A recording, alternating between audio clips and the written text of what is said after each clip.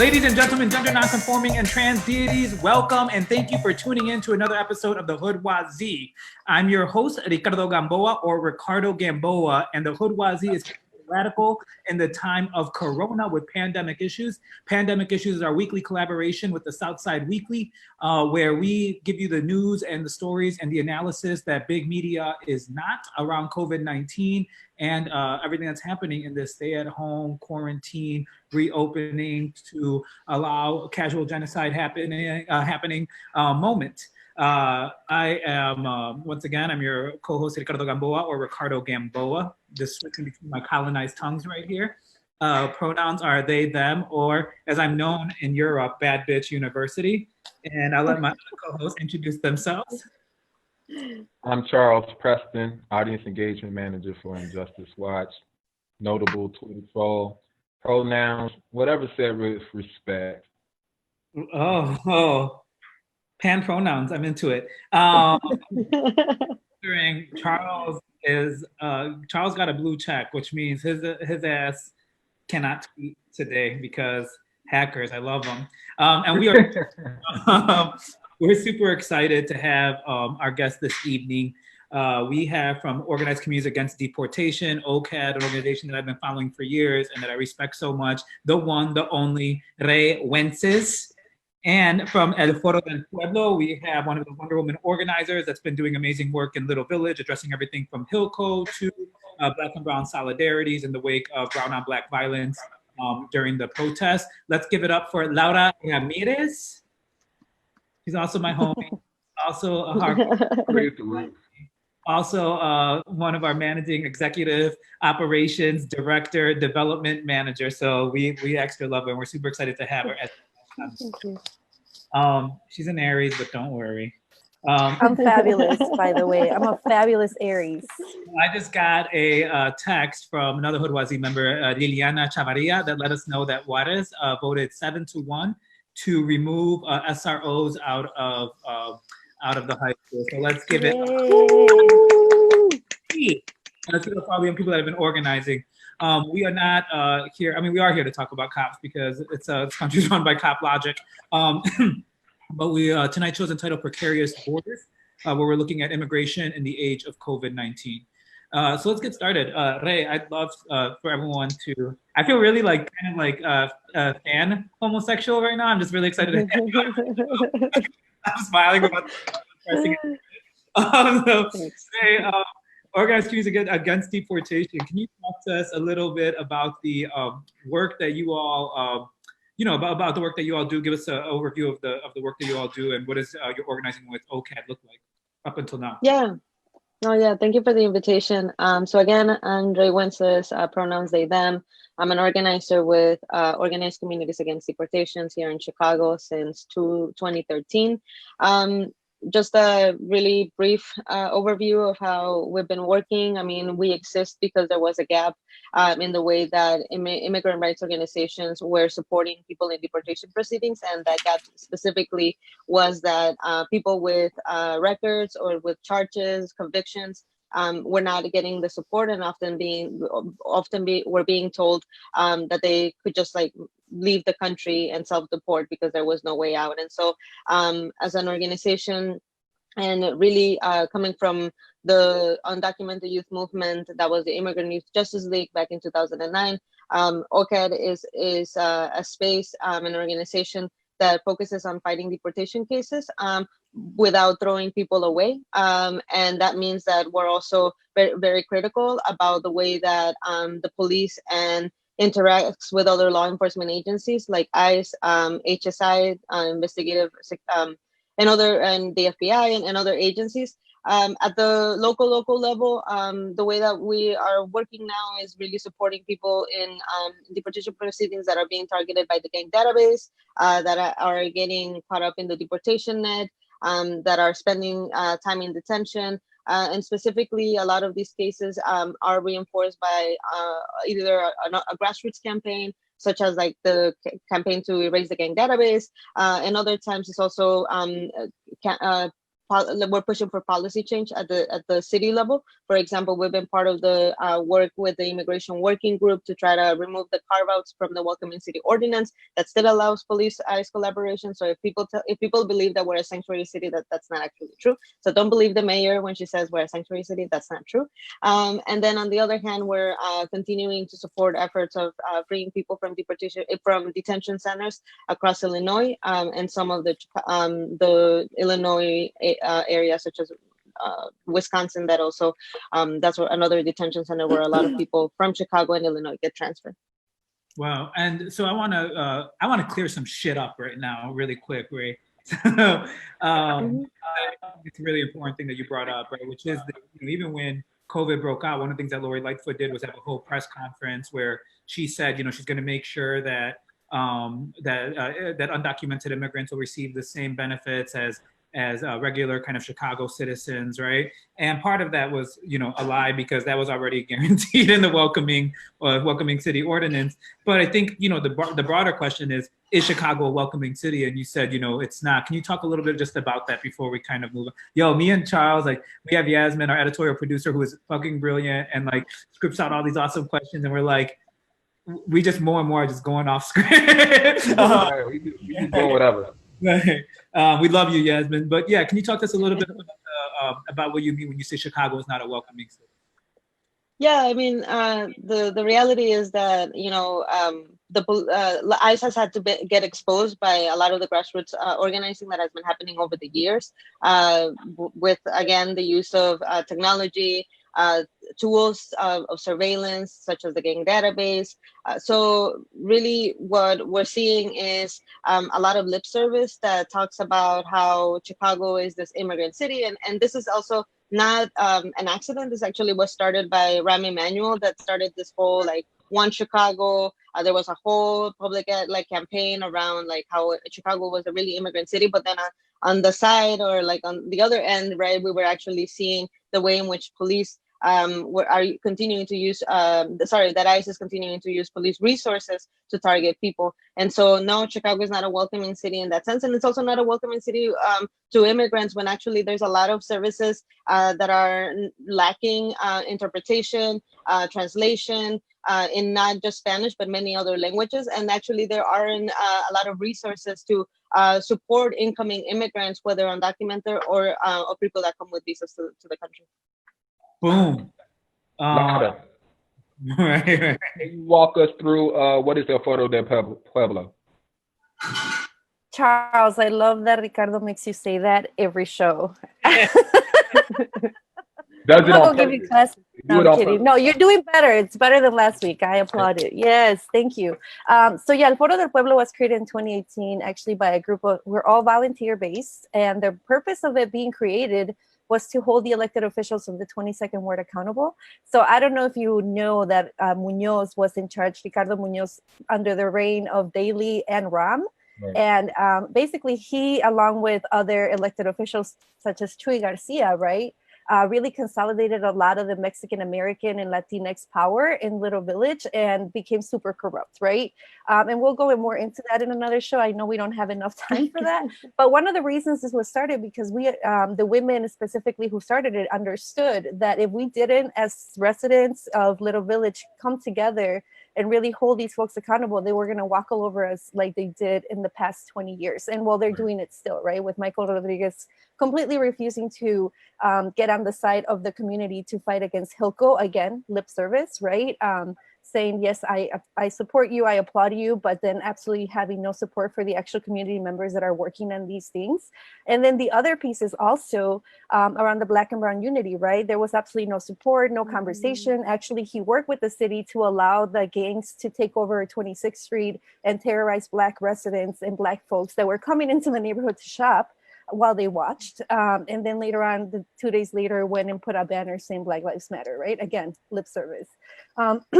So in our community, we have a huge problem with just these elected officials that don't feel like they need to be held accountable. So that was the original, reason why it started. But ever since then, we have really become a responsive organization. And I kind of don't want to call it an organization. Collective is more appropriate.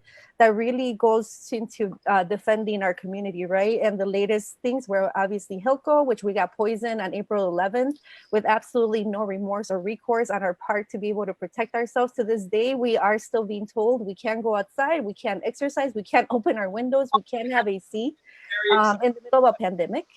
But Laura, I feel like you're forgetting that Mike Rodriguez and Lori Lightfoot did not know. So like they had no idea what was happening, and I feel like you're just taking a lot of misplaced anger. I'm gonna go check your bank account and see how much money they put in it. Because we also found out that there's other businesses in Little Village such as Dulcelandia who are getting money from Hilco and other folks to push for the Little Village Chamber of Commerce to actually co-sign this entire project, right, of genocide. And one of the pieces that I do want to say is that we are an immigrant community, right? Over 70,000 residents, which I think at least 60% are of immigrant descent, and 40% are undocumented or under DACA, right? So it is an issue that affects us directly. I myself, I'm an immigrant, I'm a naturalized citizen, and we'll go into why I say that like that because of what's been happening because of that. And I think right now, really, we just want to say that we're here to respond to the needs of our community, and immigration is always a top issue and priority for us. So.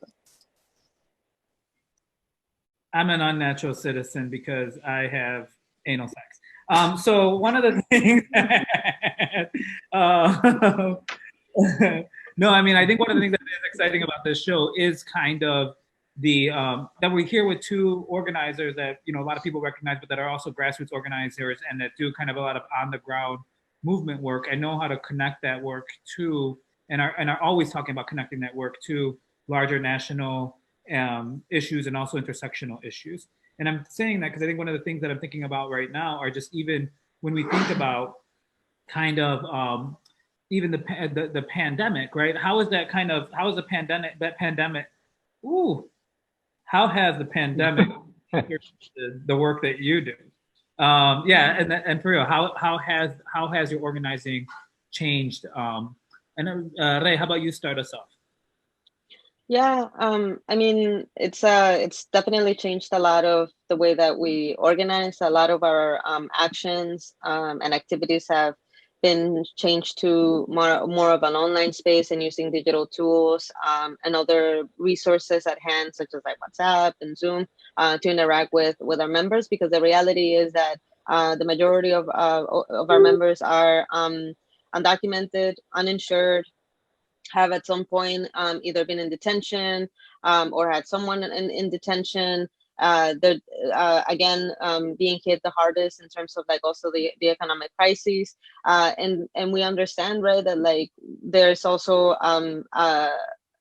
we don't want to risk or expose people, right, to the virus. And so a lot of our actions have been taken to more of a digital space.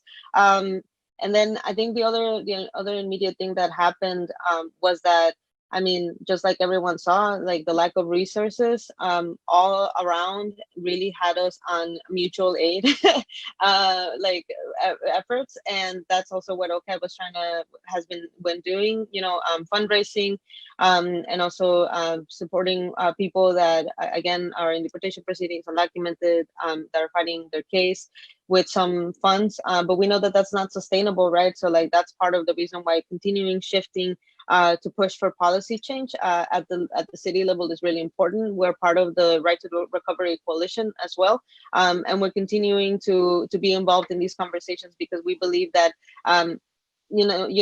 fighting deportation cases is difficult, and sometimes people think like, oh, the target is just ICE, but the reality is that the target is everything else that is part of the system, because as an organization we believe that we have the right to thrive and to live happy without fear, and if that means going after the city because Hilco is happening, because we have to fight Lightfoot on like giving more funds to undocumented people, like that's a necessity that we need to answer in the moment, because if we don't have people alive, then there are no deportations and we don't want deportations, but we also don't want the death of our community. So we have to shift gears in that sense of like, yes, continuing to like keep our eyes on the target, which is the federal government and their actions, but then also looking for ways in which we can hold state officials accountable, city officials accountable to use the resources that are existing, that are being used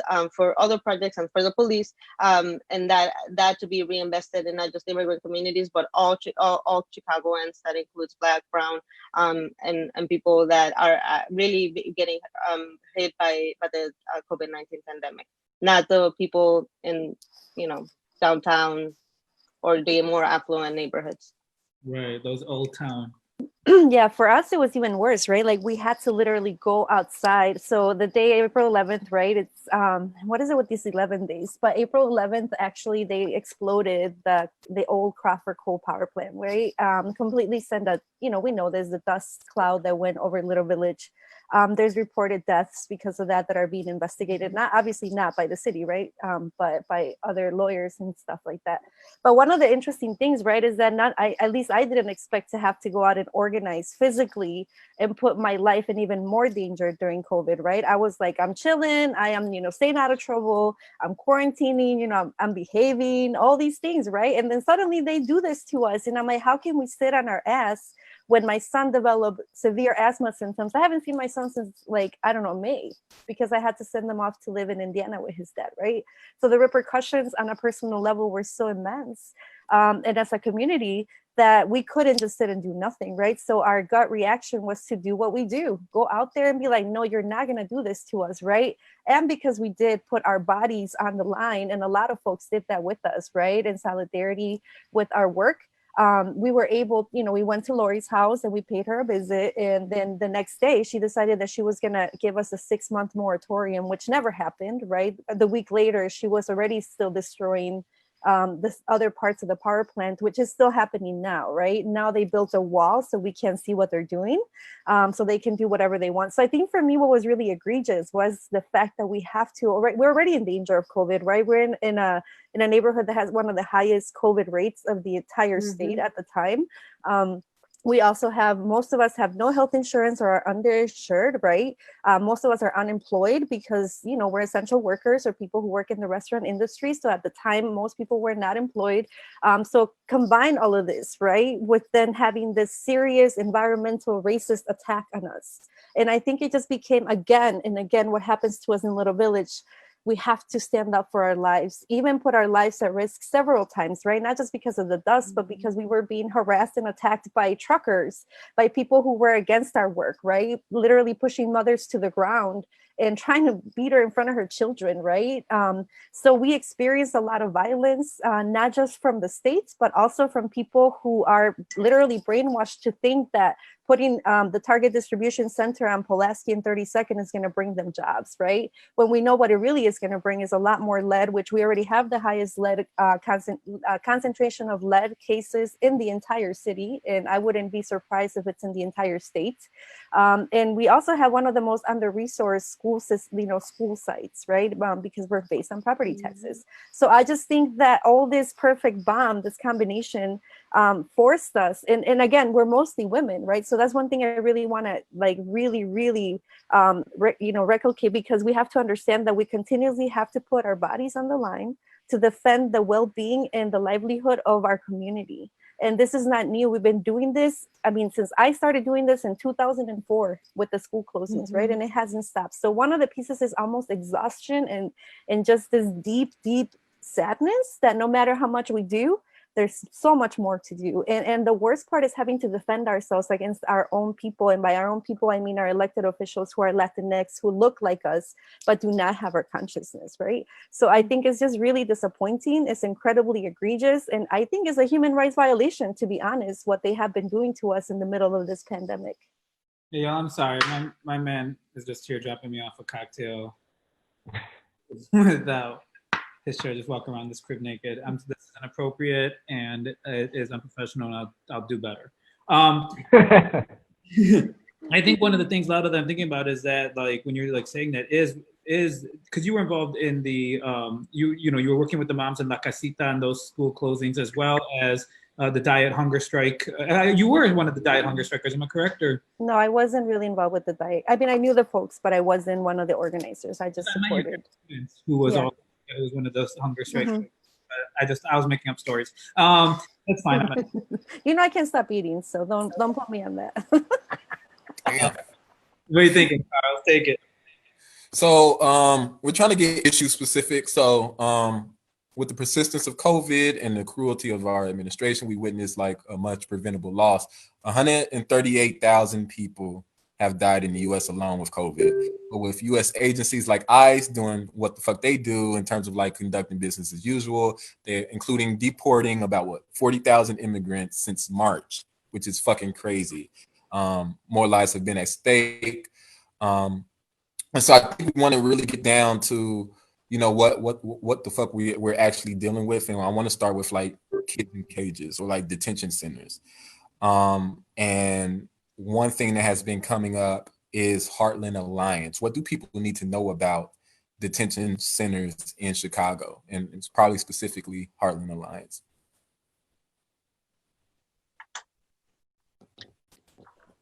I mean, yeah, a detention center is a detention center, right? There's been an ongoing movement and demonstrations outside of these detention centers that oftentimes were being kept in secret. And we like the public doesn't know, and Heartland Alliance at times has said that, or they continue to say that is to protect, you know, the children that are being kept away because of like different reasons. And so, you know, that said, like a detention center, children in cages at the border, and the people that and the children that are being detained here at the Heartland Alliance detention centers, there's no difference. What the conversation should be about is why are those children there, and why do these services get privatized in this way and disguised in a way of you know, catering to people as like a good service, right? When in reality, children need to be with their parents. Children need the mental health resources, and there shouldn't be any secrets around how the detention center operates. I really encourage people to follow the ongoing work that has been happening led by other organizations around this that have really like led a lot of the movement around exposing the actions. And yeah, on our end as OCAD, I mean, we are also fighting against detention centers, but we're more focused on like the stuff that's happening like at McHenry, Kankakee, and other detention centers around around the state. And yeah. So I wanted to, chime in a little bit to give a little bit of context to what we're talking about a little bit, because the child arrivals really started under Obama, right? I don't know if you remember, there were thousands of children literally walking by themselves all the way from Honduras, Nicaragua, El Salvador, Guatemala, which is Central America, through Mexico, right? Into the United States, right? So one of the responses around these cages to me became the fact that they didn't want all these children here, right? Because when you have children asking for refugee status, how can you deny that, right? They don't have their parents with them. You can't just really send them back. At that time, the policy wasn't just to send them back. That was actually something that started under Trump, right? To just refuse refuge, which is really going against the entire premise of the United States existence, right? But just to say, there were thousands that came in. And one of the things that happened was that ever since then, you know, since they really instituted these draconian executive orders, because that's another piece, right? Trump is not ruling through Congress. He's ruling through executive orders, right? And since these executive orders happened, and this is, I'm sure, a much smaller number than is actually happening, over 1,500 children have been lost. How do you lose 1,500 children? And thousands of them have now come forward talking about sexual abuse being occurred to them by the police who are supposed to be watching over them, right? We have doctors that have gone in there and come out crying. Even elected officials, senators, and state representatives who go in there have limited capacity to actually be able to see what the state is doing to these young children, ICE. And by the state, I mean ICE. And the last thing I will say is to really consider, what does it mean to have a whole group, thousands of small children, starting from newborn all the way to 18, being sexually abused by the country in which they're asking for refuge, right? And I really want to really help us think back to, because this happened during Nazi Germany, right? Where the SS used sexual abuse and sexual violence as a tool of war, right? So we need to really start thinking about these things, not just, oh, they're doing this to poor children in cages. They're using this to literally terrorize an entire population of people as a form of domination, control, and to instill fear so that they can really stem the immigration, right? So that the parents can start deciding, do I want my child to be sexually abused or murdered? Or do we stay in Guatemala, Nicaragua, El Salvador, or Mexico and die, right? That's literally what this country is asking them to do through these. You know, it's weird that you said that when you talk about war, right, as like war as like a technology of power war, right, like as like, and the U.S. constantly putting itself in permanent war, and then actually bringing in that discussion on how they're dealing with child migrants and, you know, in detention. Because one of the things that you remember Trump saying that, you know, made headlines, and it's still one of the most notable things, is that Mexicans are criminals and rapists, right? And he's saying a way to apply to all kind of Central American and Latin American immigrants, right? Well, part of that then actually is a direct reference to the war on drugs and the war on crime. Mm-hmm. And you think about stuff like the super predator commentary that Hitler made during that same kind of like landscape that then allowed and justified something like the Central Park, now the exonerated five. And like how like actually they're taking that those discourses that were used to kind of hyper criminalize, you know, black and brown, we always say, but like principally black, right, people, Mm-hmm. now they're kind of displacing them onto immigrant bodies. And what I keep on thinking about is the way, and I agree with like the, you know, the sexual violence aspect of it, but one of the other things about it too is like how the discourse around immigrants, right, is always borrowing from discourses that were deployed on Native people, always borrowing around discourses that were deployed on Black people, but also that were deployed around on Muslim people. Because part of what we saw was in the wake of 9/11 is when there has already been kind of anxieties and resentment towards immigrants, but we actually, it's in the wake of 9/11 where we saw all that shit really blow up, right? That's when SB 1070 happened. Immigrant detention became more kind of entangled, as Jada would say, with the prison industrial complex. And it was a direct response borrowed so heavily from the language, rhetorics, and affect of anti-terrorism, right? Which meant Muslim person in the racist US lens. And so I just think it's so scary that we're seeing the way power, that it's so legible now. And that there are people, when you're talking about our own representatives and stuff, there are still people that will operate, you know, with that blatancy, not in the best interest of our people, right? And so want to throw that out there because I felt it was really important to speak, and I'm going to take a nice sip of my drink while Charles hopefully knows what the next question is, because I sure. Well, fuck Obama, fuck Trump, and then whoever we're voting for, or if we are voting in November, we really have to continue with the same energy. Like, fuck them all until like they free our people and start deporting and shit. Anyway, international student visas. Let's talk about it.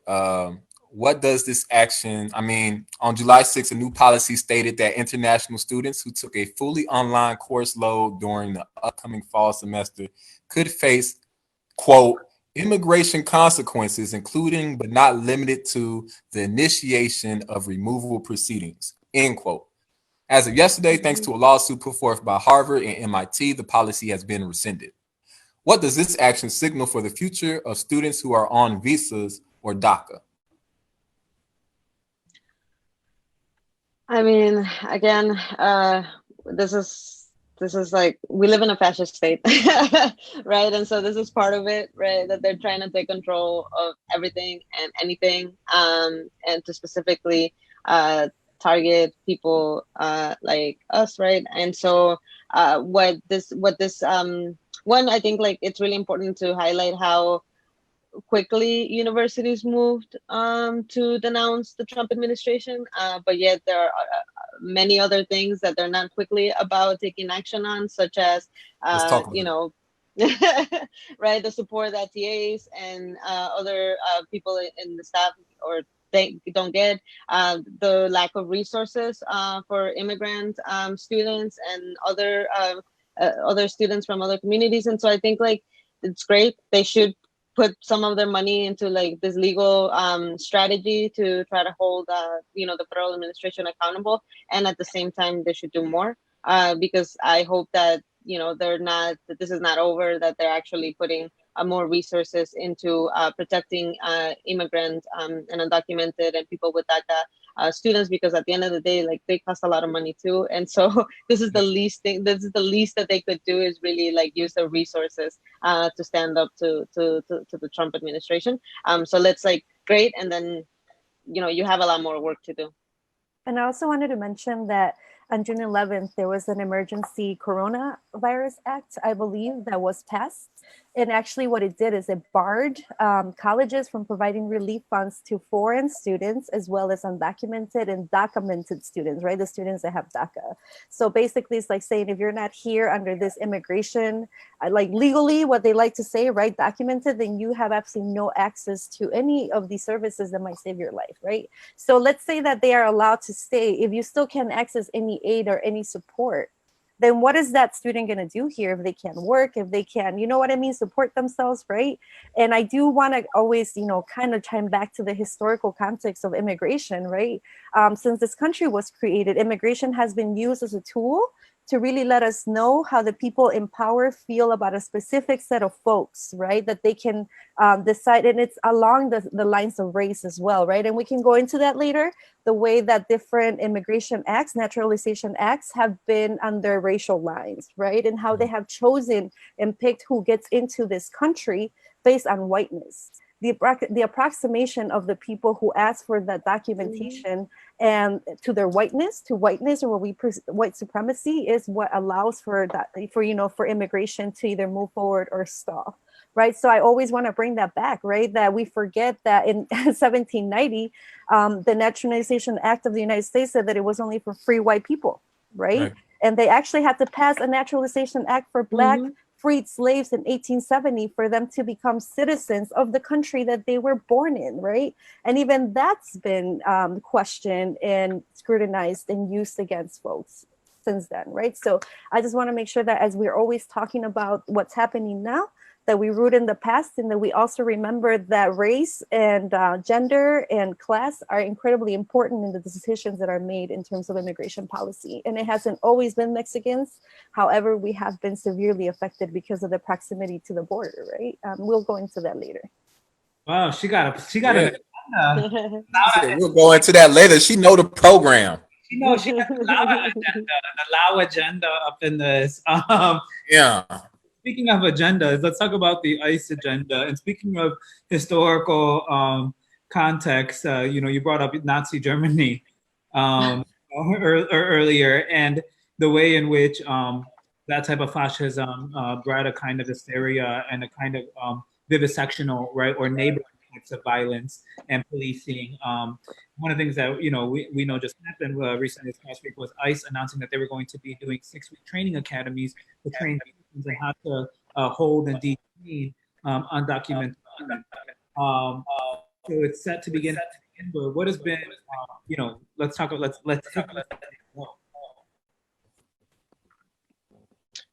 What about the ICE Academy thing? You kind of cut off a little bit there. Oh, I'm also just laughing because I love how whenever we ask this question, Rey is like so basic. Put the microphone closer to your mouth. So we're interested. Sorry, I think my internet's acting funny today. But discussing the ICE academies. Yeah, I mean, this is again one of those things where I'm not surprised. This just makes me angry because it's another thing that ICE is throwing at us to put us in, on the offensive and reactionary, right, to like all their actions, and often that like has an impact on like the work that we're doing, right? This goes in line with the thing that they did, I think like a year and a half ago, where they were trying to build installations that look like Chicago homes, and they were gonna do simulations inside this Chicago looking homes and train people on how to carry out raids, and then what we're telling people is like, actually, like we don't ICE doesn't need this program to happen to let people know what they're doing, when in fact we already know what they're doing. We already know that they're the agency that goes out on the streets, that are arresting people without administrative warrants, that are racially profiling people and detaining them. We know that this is an agency that already has been weaponized and militarized, and that has broken people's bones. We know that it's an agency that uses city resources to go after people, again, such as the gang database, and they're adding more surveillance tools to their toolkit to go after people like us. And so we don't need a nice academy to know what they're doing. Really, what they're trying to do, and I hope that people see this, right, is that this is propaganda. This is vigilante propaganda. This is propaganda that is being disguised in under the guise of like community relationships. I mean, Barbara Gonzalez, who's I believe their communications person, went out on a couple of interviews on ABC and Univision, basically saying like, no, look, like we actually wanna fix community relationships, and that's the reason why we're having this academy, because we want people to know that we have a process to follow and guidelines to follow when we are going after a target. But we know that that's not true. We know that in many cases, people have been put in deportation proceedings because it's a nice officer that feels like, okay, I'm gonna go after this person, and they're not really following the guidelines. Sometimes it's just like, sometimes you get lucky, and sometimes we need to do a lot of oftentimes we need to do a lot of organizing to actually hold this rogue agency accountable. So don't come and tell me that you're going to tell us how you're working when this whole time you've been rogue, and we've actually had to organize to expose you. And to the ICE Academy, we say it shouldn't happen in Chicago. I think it's also part of a more insidious plan, and I say that because this is again happening in a sanctuary, quote unquote, like what Trump would say, like sanctuary city, but we're not a sanctuary city. So like it's happening in these actions continue to happen in cities like Los Angeles, New York, Chicago. That doesn't mean that it's not happening in other places. It's like they're trying to also send a message, right? They're trying to say, if this takes off in Chicago, then we're going to replicate it nationwide. And that should scare us, because the moment that happens, then it's a go for all the things that they're doing to be institutionalized in a way that like people are like, oh, the ICE Academy, it's happening next year, it's happening the year after, and we shouldn't let that be normalized, because it's not okay to have a rogue agency acting in the city in that way, and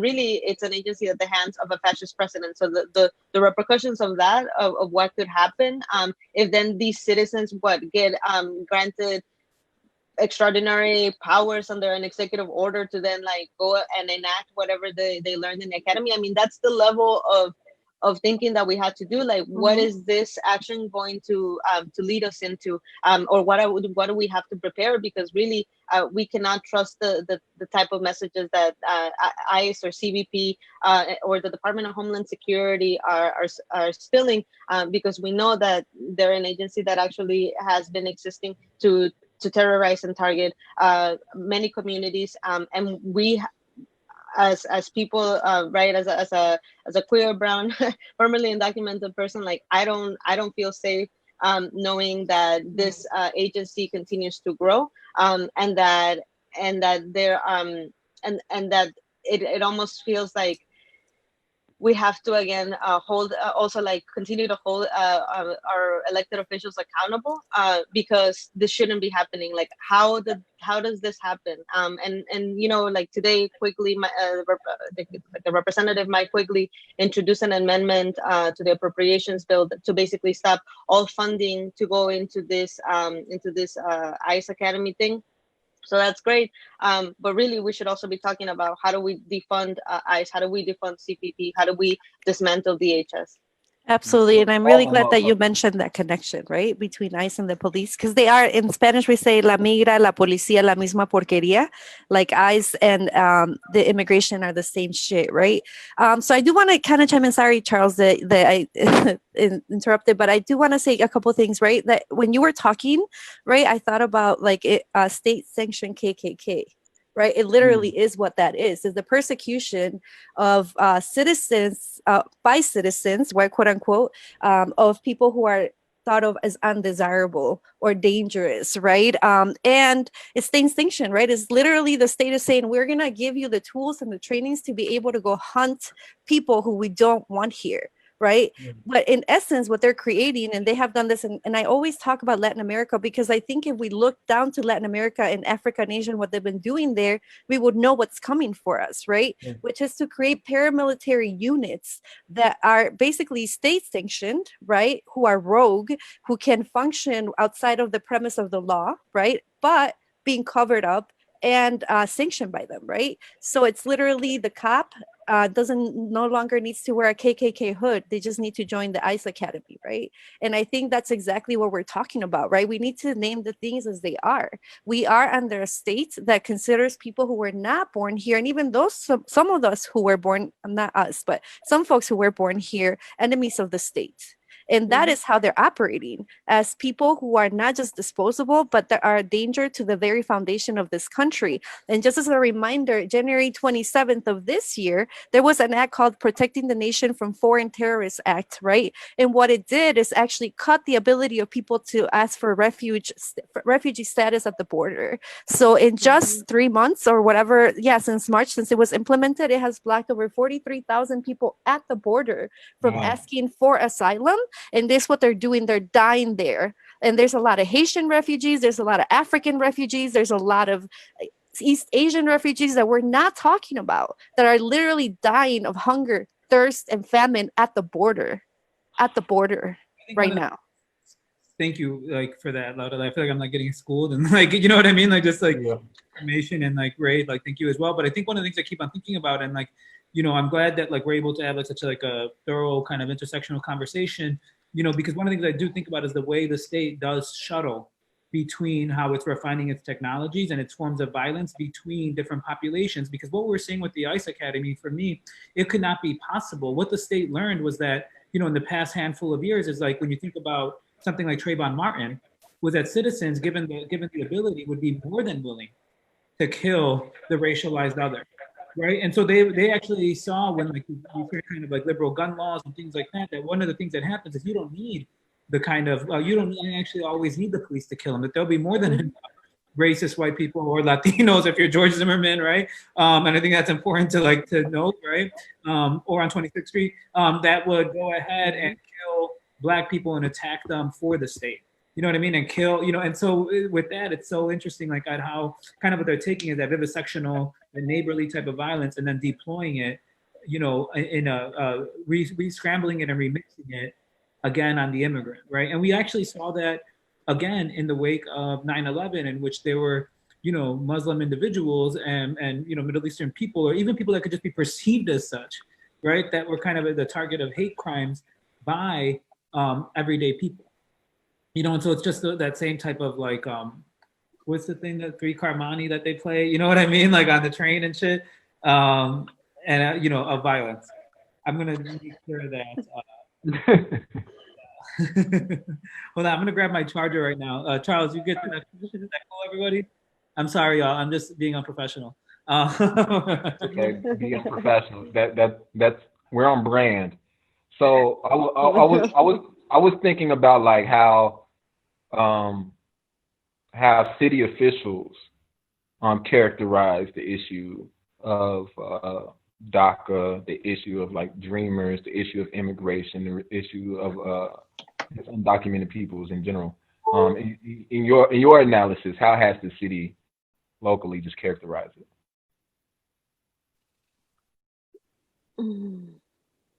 I mean, it's I think the challenge for personally, I think it's been challenging to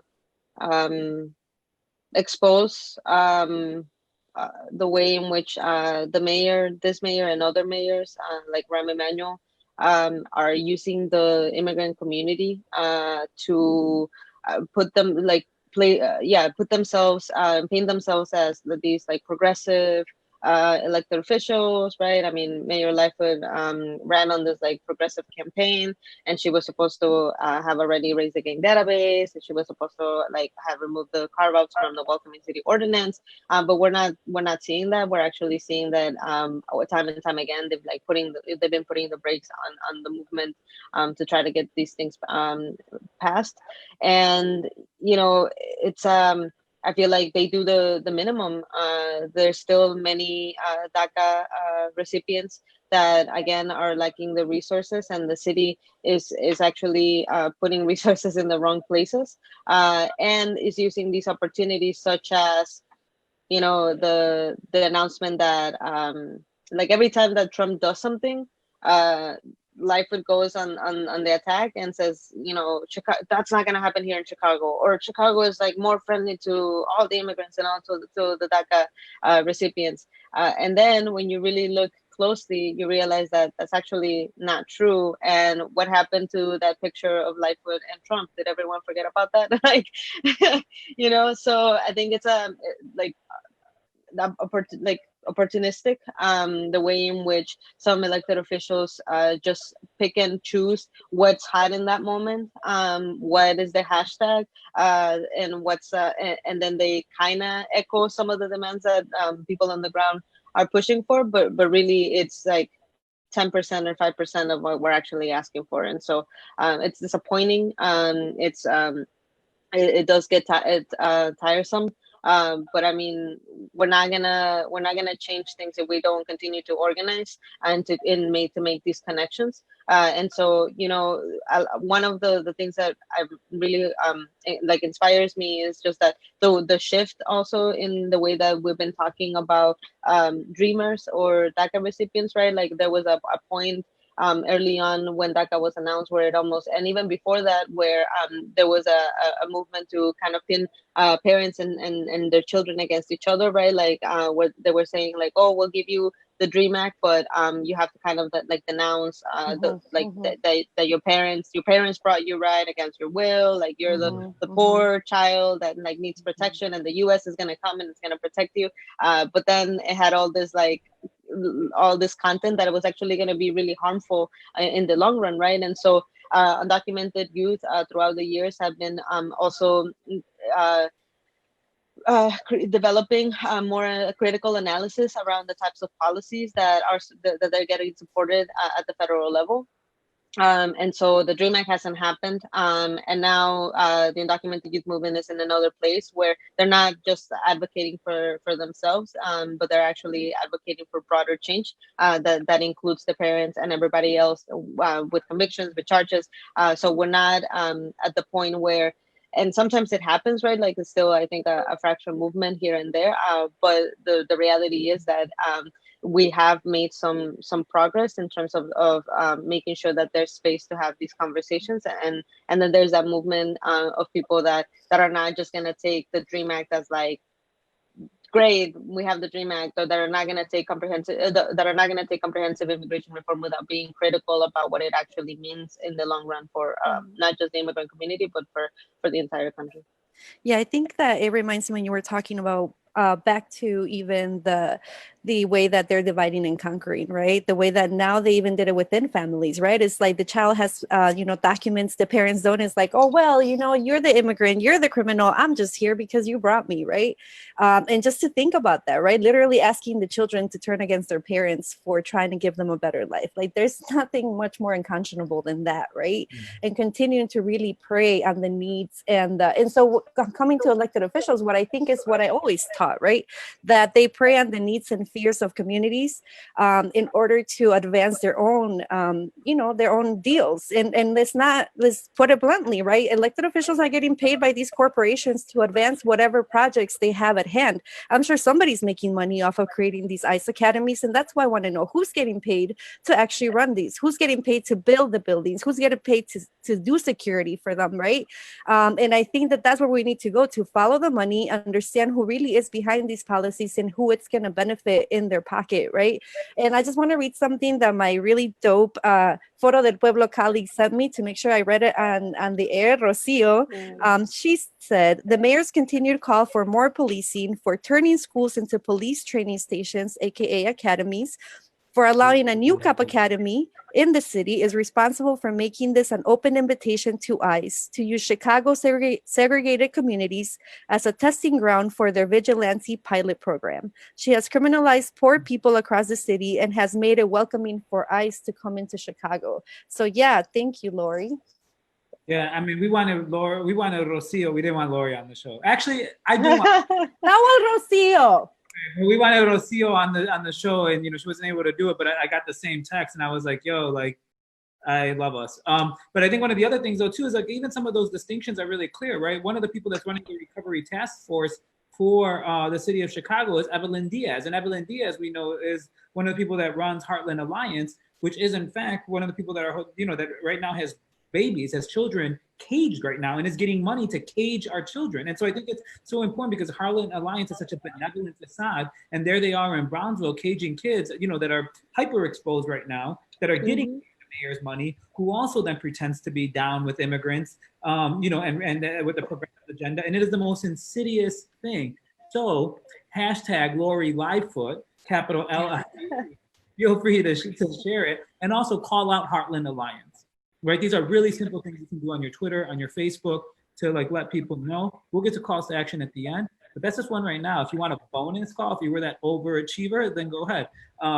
If you were queer and you were good at school shit and so just wanted to like do the most good at school and shit. I'll say one last thing because it pisses me off, right? So they make this into a Mexican issue, right? Which yes, predominantly it is because of the proximity to the border. We are the highest population of immigrants up until now. Actually, now it's changing to East Asian immigrants, right? But we'll talk about that another time. But one of the things that I really want to say is, we have over 500,000 Mexican Americans in Chicago, right? We are a huge part of the population, at least a quarter. Yet we have very little political power. And every time one of our people makes it through that gate, they turn into freaking sellouts, right? There's maybe two that I know right now in city council that I can be like, hey, homie, what's up? The rest, they will smile in your face and vote against you, right?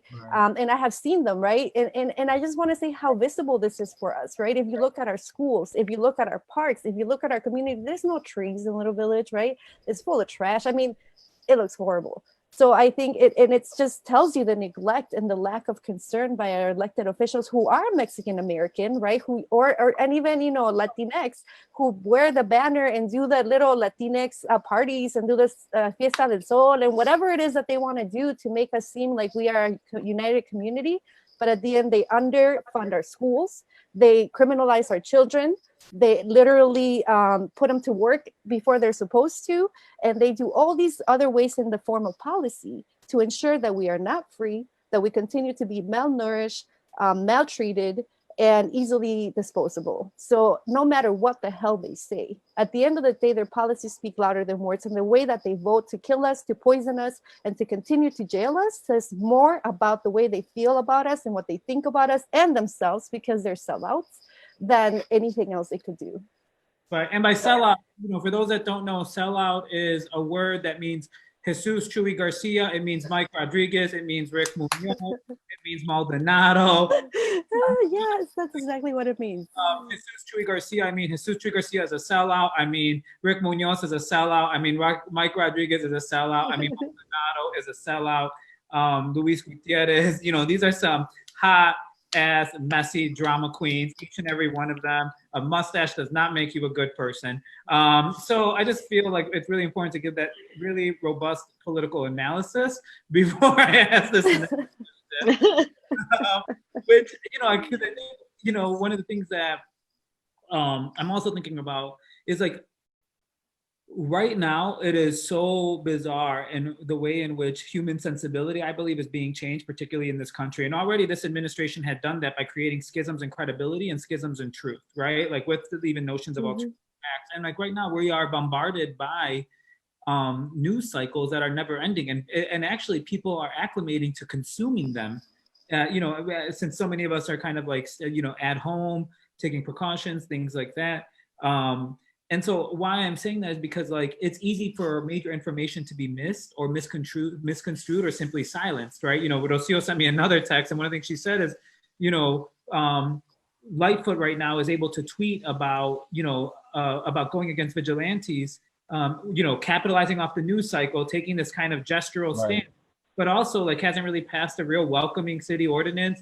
Also, you know, hasn't shut down, you know, like hasn't defunded the police, right? And we know that the logic that underpins police is the same logic that underpins, you know, ICE and you know, and that type of stuff. And so, we're one of the only major cities not to do so. Right. Got to make that. The only major city not to do so. Even when LA does like cuts $150 million, it's gestural compared to like how much they actually still give police, but at least it's something. $150 million, if Lightfoot were to do that, could pay for everyone at city colleges to go to school for free with expenses paid. And that is so bizarre because it's, you know, we spend that alone. We don't even spend half of that in settlements annually with police, you know? So just saying that, man, I don't know how to get this thing. I like keep on trying to mute this. Well, all I'll say is, as you were talking, is that at least we know what our enemy really thinks about us, right? It's like you really know where we stand. Like at least the other ones is like, you know, I don't want to say the word on Facebook because I know we're being proper, but you know, when you date those people that lie to you, that gaslight you, and you're like, oh, they love me, and then you're later on realize they never did. At least with this one, you know. Right. So I think we got to stop playing like she's actually going to listen to us in the nice way, a la buena, como decimos. We have to understand that we have to really fight, and we haven't stopped, right? We have to really acknowledge that since I had the ability to organize since Daley was around. We've been fighting for basic things in the city. Nothing really has changed except that the surveillance of the state has gotten worse. Their tactics have gotten more warlike and more military-like. And they're literally, I bet you they're using things from handbooks that they did in the School of the Americas, right? We saw that with the protests, right? So I think what we are really looking at is an apparatus of war being released upon cities that seem to be not at war, right? Even though we are. And I think it's like a low intensity war that has occurred again in Latin America, Africa, and Asia for decades, right? So we're entering the state where a lot of us came from, fleeing that violence, fleeing that poverty, fleeing that persecution, and finding it here now. Well, I mean, it's interesting because those countries that you said that are considered underdeveloped countries, right, or countries of the third world, is like in 2013 when we've seen a lot of these. They've always been existing, but we've seen them kind of really blossom. Is when the U.S., based on even wealth concentration, got referred to as an underdeveloped country. You know, like, and it's actually what I think is an overdeveloped country, and part of what's been overdeveloped are the systems of power, the police. It's why they can show up dressed like motherfucking RoboCop, and Lightfoot still thinks that there's no reason to defund them. But you know, we can't get somewhere like McKinley Park is dealing with, you know, asphalt that's killing them, and we can't find greener solutions. Yeah. But yeah, getting back to this question of like, what are some of the narratives that are being, and Charles, you asked this in the meeting yesterday, right? Like, what are some of the narratives or the information that's being mistrued or misconstrued, you know, and left out? What pieces are missing?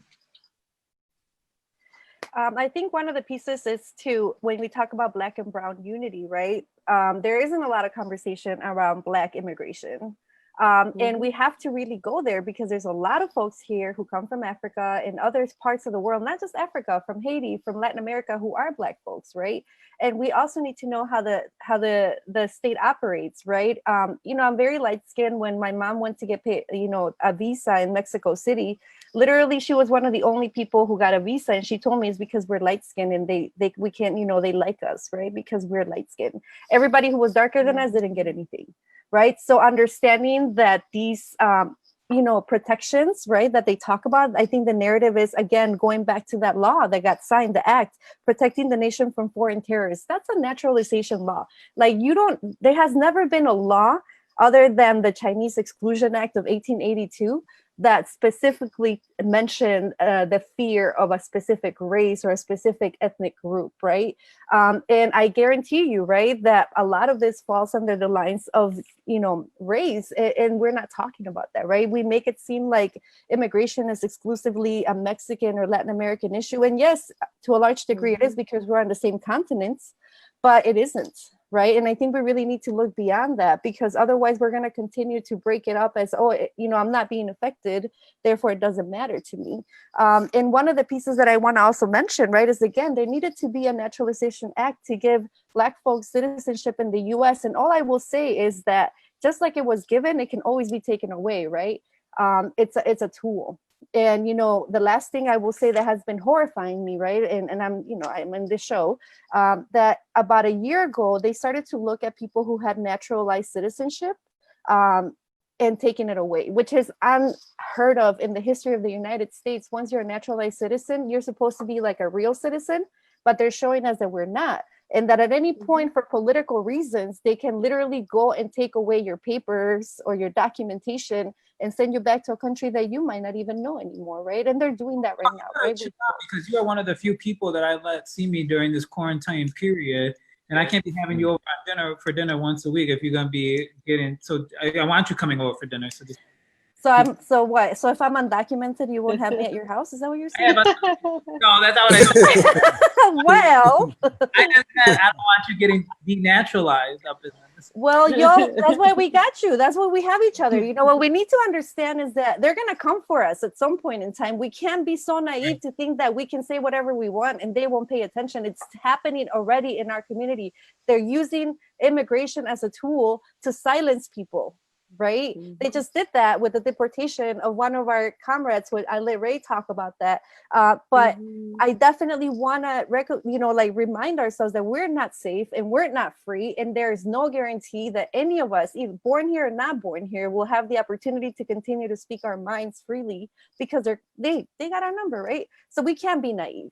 And I think if we are taking these risks, it's because I feel like there's a community behind me who can at least advocate for me, who will come out for us if this shit happens, right? But know and believe that by us standing here and saying these things, we are putting ourselves on a radar, right? So we can be foolish about that, but we also can be fearful. So, Rey, talk to us.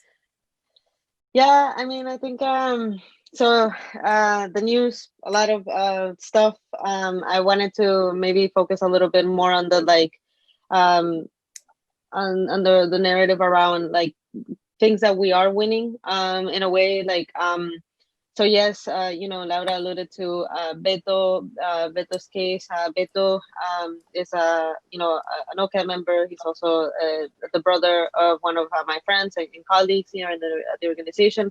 And he was deported. And it wasn't something that just happened because ICE was actively targeting him. I mean, we have documentation of when he was detained, ICE agents were treating him differently. They were threatening him. At some point, he was sent to solitary for speaking out, and they tried to frame him and say that he was trying to do some other stuff, which wasn't true. And so all of that to say that yeah, I mean, he was unfortunately and really there's so much rage around this. He was deported after showing up to a check-in last month. The ICE used all the resources, and in less than 24 hours Beto was in Mexico. And there's so much rage because on one end, this is a family that is, an example of how many other families are getting separated every day.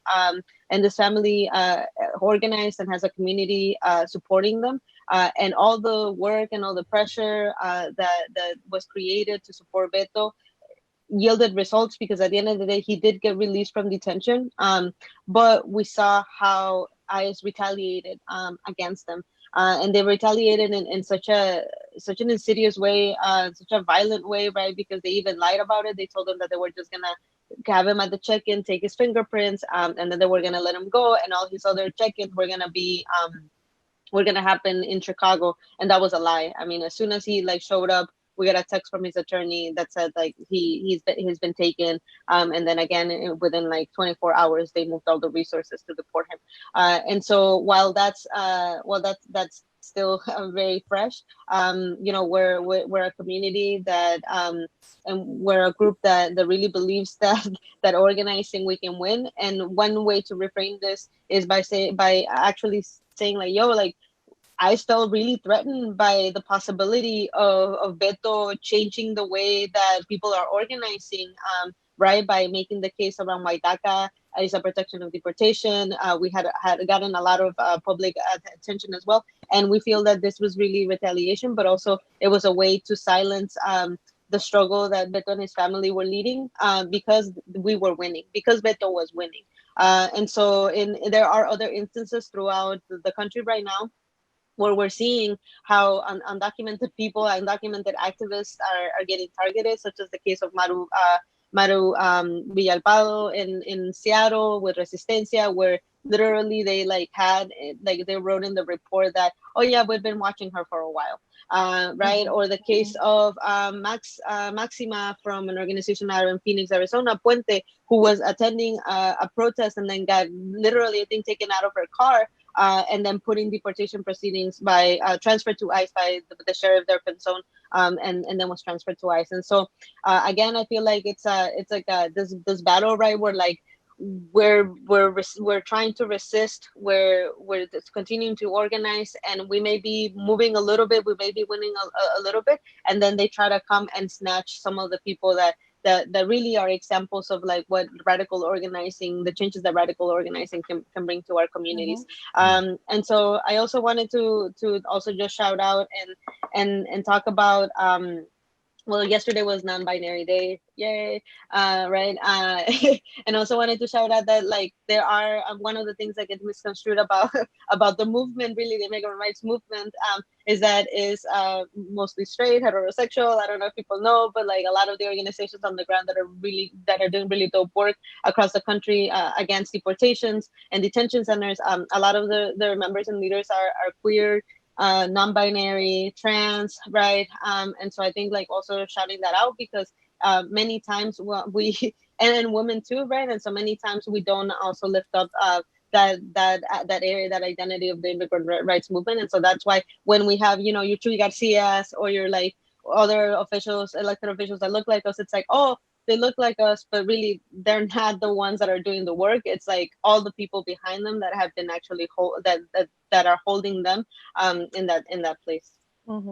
Absolutely. Thank you for that, Rey. Yeah, and thank you for like, you know, everybody read this book, Freedom with Violence, if you can, that actually speaks to the specificity of being queer and immigrant and the particularity of violence. And thank you, like Rey, for shouting that out. And just, you know, want to diplomatically say fuck Chewy and the amount of that profit off of the work of women and queers, you know, and undocumented people. You know, I think what we got to, well, I think Rey, you were touching on, but what are like, I think I want to close this out. You know, we're over time. I knew this was going to happen. I was like, we got too many brown, we got me, Charles, Rey, and Lauda on this. We're like, got shit to say. This is the quietest I've seen Charles. You know, but so what are some of the calls to action that people can do? And Rey, you know, let us know. Yeah, so I'll start just by saying that be on the lookout for continuing to support Beto.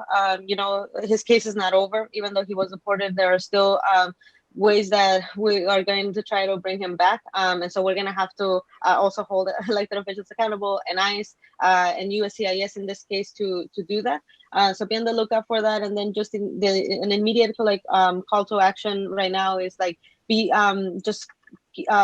being aware of that this ICE Academy, even though they're saying that they're going to implement it, like it's still not a done deal. There's definitely people that are trying to stop it. And so one of the things that we've been trying to figure out is like this call to action around like register to disrupt, meaning that what we know about this program is that they're going to be taking in applications. They're going to apparently only select 12 people out of those applications, and then they're going to run background checks, and they're asking questions around citizenship and social security number. So really, it's just for people to be aware that if you're thinking about registering, like your information is going to be in the federal agency is going to have access to that information. And so when we're saying register to disrupt, we believe that if there's a mass of people from our side, right, registering, and then they like the day of the academy, if we were not able to stop it before it happens, and the day of the academy they implement it, that day will actually have people there outside and on the inside, and call for a walkout or call for a socially distancing protest, right? Because we shouldn't let this happen. And so also be on the lookout for what's happening. And then just so you all know, tomorrow we're announcing that we are submitting a FOIA along with the Immigration Defense Project in New York and other organizations across the country to get information exactly about all the training materials, who's getting paid, how much are they getting paid, and really any information and communication about this program, because we really want to get the transparency, and we actually don't need ICE we need that information, and we actually don't need ICE to have this this academy to get it, and so we're doing it through a FOIA information, a FOIA request. Thank you, Rey. If you are listening and you are white and want to pretend you hate Mexicans, we would not be mad at you. Sign up for that academy so that you can disrupt the shit out of it. So yeah, I usually don't do this, but I just want to give a shout out to OCAD and Rey. Thank you for being here. OCAD is one of my favorite, just so radical. Like I learned so much from you all, and just like the badassery that you've been sharing with our community for years. Like we learn. And, I've been in so many actions, with you all like on the background. And I just want to say like, thank you for the work and thank you for being so fearless. So on my end, with Foro del Pueblo, again, Hilco's still happening. They're still demolishing. They don't give a fuck. Whether they're going to kill us or whether we're going to be poisoned, they don't care. They're going on about their business like nothing happened. Mike is talking about, oh yeah, I care, blah, blah, but again, nothing's happened. And the other piece is also, right, the way that they're now sending pamphlets to people's houses talking about how Hilco is this beautiful corporation that's going to bring jobs to Little Village. Bullshit. Don't believe none of it. So I think part of it is a massive education campaign that we need with our community to really tell them these jobs are not for you. And the ones that are for you are probably going to get you either sick or killed, because it's such the ways in which they operate, right, is we are disposable again. So our call to action is to immediately stop the demolition and to rescind the city's 40 million permits to Hilco Global and invest $20 million in Little Village COVID-19 recovery efforts, as well as investing in what our community severely needs, such as new streets that don't have big potholes in them, such as, I don't know, a quality of air measurements device that we can actually know whether or not we're breathing toxic particles. And what we're asking folks to do is actually email Lori Lightfoot or call her at 312-744-5000. Or you can even tweet at her at Chicago Mayor and let her know what an awful job she's doing, or actually what a great job she's doing at poisoning Little Village and working with multinational corporations to take over our city even more. The second thing is also the person who gives the permits who said, oh, we didn't even mean to give them the permits, but they did. Their name is KG Fritz, and we're asking them to rescind and reject Hilco Global's application of a 19.7 million tax break. And their number is 312-443-7550. And again, we are also, really thinking through like what kind of work do we need to do along with other organizations to genuinely push these corporations out of our city permanently and reinvest that money into green spaces that allow our children to actually breathe. Just as a side note, not a side note, but Little Village has the highest asthma rates of any neighborhood in the city. So they're literally killing us and we are fucking tired of it. Hey, y'all, we got the Hoodoisie got Lori Lightfoot trending nationally. We received more than a dozen messages of people letting us know about how much the information that we were releasing last week during our Bring in the Lightfoot show kind of changed their mind. And one of the things that I'm saying that is because I've been thinking about who else we should go in on. And so I have had my eyes set on Hilco. We're doing a popular education campaign at the grassroots level, as well as some tactical intervention. If you think that is a good idea, in the comments, write yes, girl, or yes, but make the I an X just for fun and just to be spicy, and we will know. And then the other thing is Lauda just straight up gave a phone number and an email that would be so easy to call tomorrow, and so, or tonight, give them something to wake up to. A happy beginning. It's like the opposite of a happy. I'm not going to go there. But that's that. And Yasmin, our awesome editorial producer, and Janie, our brilliant social media manager, will be sharing all this information in the comments on our Twitter and on our Instagram. These women are brilliant. Thank you so much. And thank you more than anything to our guests, Laura and Rey. Charles messaged me privately about a show on Joe Biden. So if you're also interested in that, let us know. But thanks so much, Laura and Rey. I like legitimately feel super honored, and that is not the gin talking. I'm having the gin. I feel so insecure around you all because you're so brilliant. So thank you so much. Fucking informative. Right. I hope this is one of many times that we continue to see each other and work together. Can I just say one last thing? Please read about the court cases around naturalization beginning in the 1800s. It will really show you the way that this country has functioned in many ways, and not just about immigration. It says a lot about who we are. So just saying, please read. I can send you links. Yeah, do that. Send us the PDFs. We'll put them up. And so just don't send them to me. People would love to send me stuff. I'm like, yo, I'm hiring people so that I don't have to deal with all this all the time. So if you, speaking of people we're working with, Jackie Seraco, if you noticed, the editor-in-chief of the Southside Weekly, who is our third, represents the trifecta co-hosting situation that we have right now, is not here. She was out of town in Texas this week. So send her to the weekend. Send her some love, let her know that you missed her. And so I'll be doing updates this week. And a couple that I want to highlight is the Black, Indigenous, and Solidarity Rally that is on Friday, July 17th at 5 p.m. That will be kicking off at Buckingham Fountain. Yasmin will be posting a link to the Facebook event to get more information, as well as the social media kit. Rey, OCAD is one of the sponsoring organizations of this, right? As well as Black Lives Matter Chicago, the Let Us Breathe Collective, a lot of our friends and people that have been on the show. So go. It is highlighting the intersections of prison abolition and defunding police alongside decolonization and the attack on Native people that is the ongoing situation of the United States. And also another update I got for us is Northside College Prep in North Park is the first in CPS to vote police out of schools. The vote was 8-0 in favor. Today, Benito Juarez High School, once again, we announced it at the top of the show, voted on getting CPS out of CPD, out of their school, 7-1.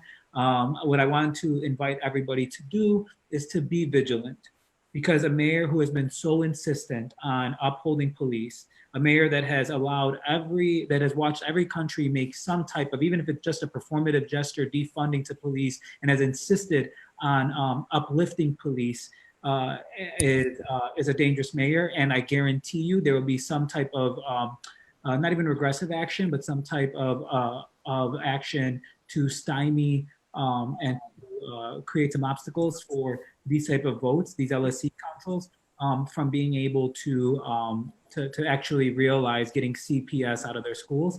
And part of what we should be demanding when they vote CPS out of CPD out of CPS out of their particular schools is that they get that budget on them, and it goes to the money that would go to their police goes to schools. That's all I want to say. I want to throw it to Charles Alexander Preston for our Rona reflection this evening. Abolish ICE. Abolish any and every government agency, body, and institution that seeks to detain, encage, and ultimately harm indigenous Black and brown bodies. This goes for the carceral projects that masquerade as health solutions for our most vulnerable. But abolition now, especially for ICE. This agency has only been in existence for 17 years. Created during the George W. Bush presidency, has produced death, displacement, and continues to prey on people, men, women, children, families, communities with unrelenting force, even in the fucking pandemic. Quote, more than 930 employees of private contractors running U.S. immigration detention centers have tested positive for the novel coronavirus, according to the congressional testimony given by company executives Monday. End quote. This is on top of those already detained with COVID-19. ICE has roughly 22,500 people in their custody and about 70 detention centers around the country. The agency reports that approximately 3,100 people in its custody have tested positive for the virus and that 2 people have died. The latest to have died, a 51-year-old Mexican man who was held in ICE custody in Florida. But doesn't the U.S. see immigration as a virus? People coming over and infecting the homegrown populace with their culture, their lifestyle? Nah, fuck that. The U.S. sees immigrants as an infestation. And policy agencies like ICE are exterminators. This isn't hyperbole. As I speak, people are detained in facilities that are hotbeds for coronavirus. Are we to assume that they're social distancing, everyone has a mask, and folks are being treated decently? Negative. If they were seen as human, they would be greeted with the famous words on Ellis Island: give me your tired, your poor, your huddled masses, yearning to be free. They wouldn't be in those fucking detention centers, period. Aren't we tired? We are and have been poor, and the many who are yearning for freedom are hidden from our eyesight. Journeys interrupted by exterminators. The white supremacist project that constantly elects deporters has shown where they stand morally and ethically. Our responsibility in this moment is a great one. Our responsibility is to keep stories alive and revolution wet on the tongue. Our responsibility is to ask why having elected officials talked about the deportation of the Southwest Side construction worker who was waiting a DACA decision. His name is Jesus Alberto Lopez Gutierrez. Beto is what his friends call him.